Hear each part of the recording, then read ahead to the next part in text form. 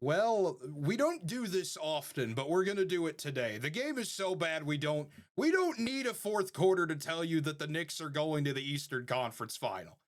If you have eyeballs and a one cell in your brain, you know that this game is over. Knicks are up by 34 with 10 minutes left. Boston, I understand that they don't have Jason Tatum.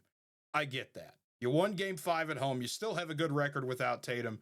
But good Lord. I mean, this is an abysmal performance from Boston here in game 6. Just trying to keep the series alive.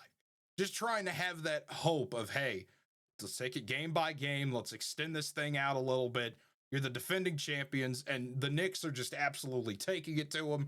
Madison Square Garden's been erupting tonight. That has been a crazy crowd there in New York, as expected. Just the Knicks look like that team right now, don't they, Tyler? They look like that team of destiny. There's always one that shows up every single postseason that you start to look at them more and more and go, oh my gosh, this team's getting things to fall their way. They're playing their best basketball, and the Knicks look like that team right now. If we go all the way back to our tier list video we did, I said the Knicks were confident that they could make a run at it. Nobody believed in them except Knicks fans. Those are the only people that believed the Knicks could do this. And here they are up 101 to 65 with 9 minutes left in this game. It's incredible to watch, and I think it's a great reminder, especially in the society we're in nowadays, to say, hey, you know what? Sometimes you just need a little patience. They could have blown this thing up a couple years ago when, especially Oh, we lost last you. year and There even you're through back. this year when they're just constantly getting trounced by. Okay. Anyways, I was You saying, changed your they settings had and it still multiple. broke. That's how it goes. It's technology. Anyways, um, so you had multiple chances to really say, hey, stick a fork in it. This experiment's over. Jalen Brunson's a nice player, but it ain't going to work for us, blah, blah, blah, blah, blah, right? But you keep tweaking, you keep figuring things out, and eventually, here you are. So I think it's a great lesson in patience to say, look, if you fully believe in something, you got to stick to it. Got to be all in on it. Can't just weeble wobble about it. And then for the Knicks, I mean, you exercised the biggest demons you could. You took down Boston. Not just took them down. You're gonna embarrass them in the end. That's Yeah. probably the sweetest thing for I mean, not just that, not just the smackdown that's happening now, but going to the Boston Garden and winning back to back games. I mean, just coming taking, back from 20 points both yeah, times. exactly. Just taking the soul out of the Celtics back to back games and just showing that, yeah, we can do this now. We are capable of beating you, and there's nothing you can do about it. It's just, it's incredible to watch because, I mean, the Knicks have been through a lot. The understatement of the millennium. The Knicks have been through a lot. This is going to be their first conference finals appearance since 2000. That was a stat that when we were talking about it before we started recording, neither of us could really believe that all the eras Yeah. the Knicks have gone through, and it's been 25 years. I was -2 the last time the Knicks made the Eastern Conference Finals. I was not even a thought. I was nowhere. There was no idea that there was going to be a Cade Kennedy in this world. But just you look at the Knicks, man, and I mean they're fun to watch. There's nothing. It's just like what I talk about the Pacers, except the Knicks people actually care about. Unfortunately for Pacers fans, that's just being in a major market. You got to deal with that. But Jalen Brunson, we've already talked about him enough times on this show. Cat out here playing one of his best games of the postseason, I think. 8 for 19. Yeah, he's only 1 for 6 from 3, but he's getting in there. He's being assertive, 21 and 11. He's having a great game. And then you look at OG, you look at Michael. I mean, you look at just everyone stepped up. Josh Hart is a triple double, 10, 11, and 11. Everyone Wow. is playing well. Miles McBride, Deuce McBride is having a great day. Mitchell Robinson is 1 for 2 from the free throw line. That's technically an improvement. He was making his free throws in Boston in game 5. Hey, no, no, I was about to say, Game Five. This man was give him his credit. He was Give him his freaking credit. John Exactly. Stockton out there. He was nailed him every time. I mean, it's been incredible. And keep in mind, the Knicks are only shooting like 32% from three. You look at this. This is not some insane hot shooting day they're doing to Boston right now. They are just physically and just whatever way you want to describe it, they are just absolutely whipping them right now. Obviously, without Jason Tatum on the floor, Jalen Brown all of a sudden now needs somebody else to step up, and it just hadn't happened. Derek White was doing it for most of the series. He disappeared this game. Porzingis, still coming back from battling whatever the illness was. They just didn't have enough in the end.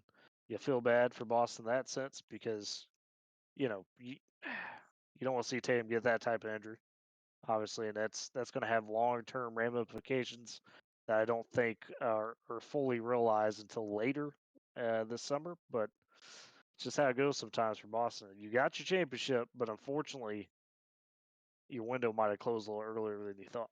Exactly. And that's what's going to be rough for them. We'll have to see what the Celtics look like.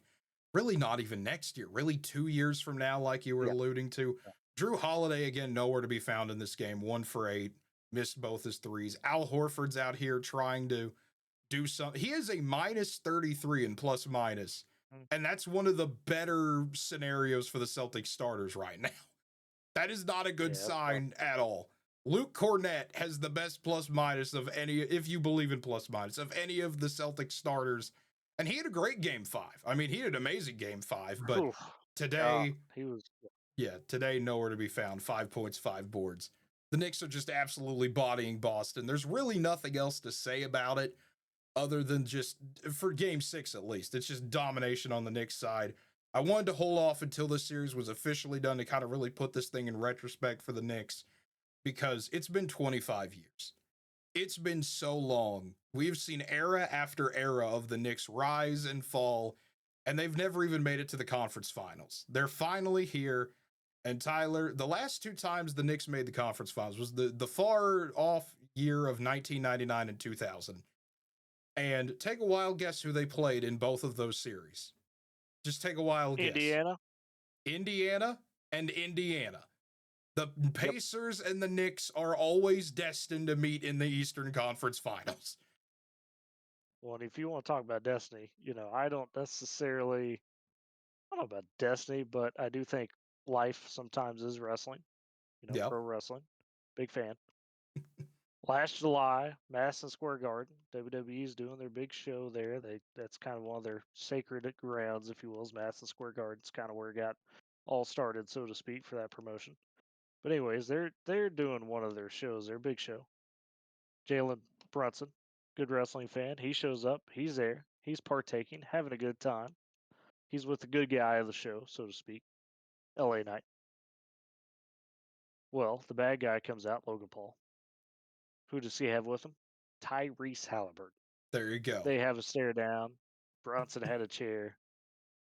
And nearly a year later, a little less, obviously, here we are. Indiana, New York, in the conference finals. Sometimes life is pro wrestling. Sometimes it is. And keep in mind for the Knicks, this was the thing that fascinated me looking this up.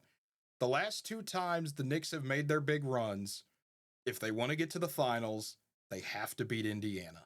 That's how it's been since the 90s for New York. If you want to make it all the way, you have to get through Indiana. 2013, second round, had a great opportunity with Melo. Who beat them? Paul George and the Indiana Pacers in 2013. That was a Pacers team with not just Paul George, but David West, Roy Hibbert, good old George Hill. If you remember that Pacers era, they beat the Knicks to go to a conference finals and take the Big 3 Heat to 7. And then last year, of course, where the Pacers beat the Knicks in 7. It was a back and forth series. Knicks went 3-1 at home. Pacers went 3-1 on their home floor. It was crazy. It was a great series, and now we get to do that all over again. I'm so excited to see just another rendition of this fun rivalry. The basketball mecca city-wise versus the state that lives and breathes it. It's going to be an amazing series. It is going to be so much fun to see that next generation of Pacers Knicks really continue to heat up from last year. So what you're saying is, for all intents and purposes, this is really a blood feud. That's how this should be billed as. Exactly. For what all intents and purposes, all I'm saying is, Adam Silver, if you do not market this properly, I am going to be very disappointed in you. Even more so than I usually can be disappointed in commissioners. This is one of the big rivalries in the NBA again, and it's time we start talking about it as such. It's a great rivalry in the East, and with how everything else has played itself out, this is going to be fun. This is going to be insane to see. I'm excited to see if Side Talk does not put out a video by tomorrow night of Knicks fans celebrating this win. I'm also going to be incredibly disappointed. We need to see Knicks fans reacting on the streets outside Madison Square Garden. It's going to be amazing. Ooh. I'm excited to see how this all plays out. Just, it feels kind of weird because these are two of the big three that you usually root against. You root against the Lakers, you root against the Celtics, you root against the Knicks. But when push comes to shove, and if you're going in a who has to win, who do you root for, you're going to pick the Knicks in this series. They are the underdog of the big three markets, of the big three teams in the NBA, really, I should say. Well, they've been downtrodden, right? If you're on the Mets side of the New York fan base, right? You're not a Yankees fan, you're a Mets and Knicks fan. Boy, it's been rough. It's been rough, Just right? has. So this is for them, yeah, a huge moment. So I can see that, I can appreciate the fact that they're probably the lesser of the three bigs, like you talked about.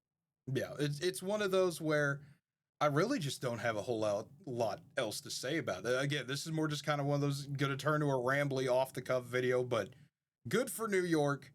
It's fun to see the Knicks actually kind of do it because this is a likable Knicks team.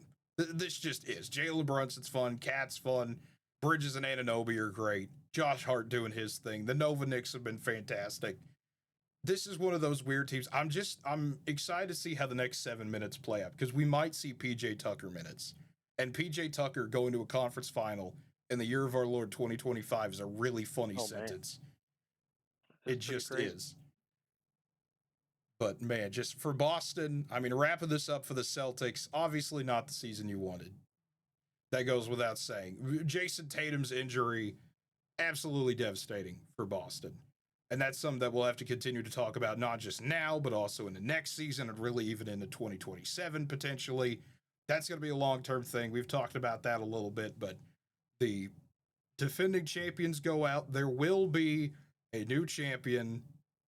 It's going to be a fun time. We're really entering that parity era in the NBA, it feels like.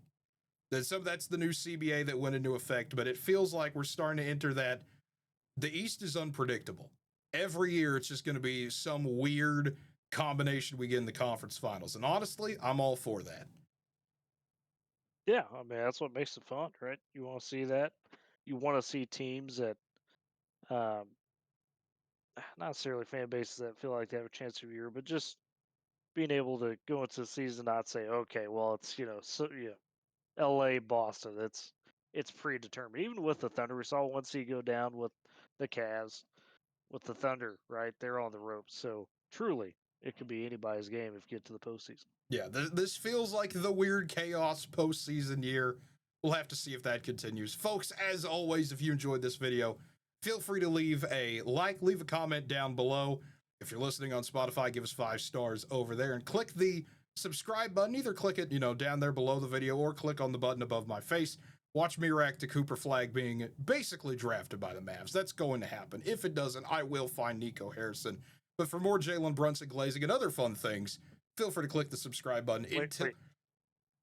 Did you say Cooper Flag? You mean the Kobe Bryant of Tyler Hansbro's? Oh, Jesus, don't bring that up. I showed you that meme earlier today. Don't bring it. We're waiting until June to talk about that. Don't bring that up. Okay. I'm having a good time right now. Fair enough. Fair enough. That is a comment someone left on our Cooper Flag video. So that's a great time. Are they wrong though? Show me where they're wrong. Okay, Tyler, you're going to be this guy. But either way, for more fun content we'll have throughout the postseason here for the NBA, as always, feel free to subscribe. Until next time, have a good one, everybody.